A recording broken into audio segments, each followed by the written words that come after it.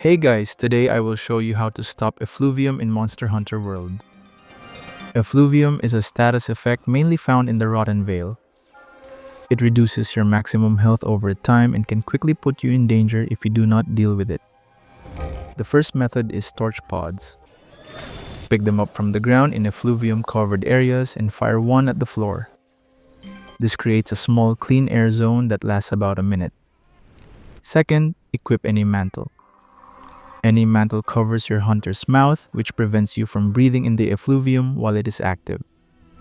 This is a simple and reliable option during fights. Third, use the Effluvial Expert Armor skill. This can be obtained early from Hornetar Chess in low rank and Gyros Coil in low rank. This skill completely negates effluvium damage. If your health is already reduced, use Astera Jerky.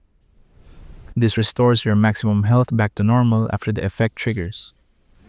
And that's how to stop effluvium in Monster Hunter World. Thank you so much for watching.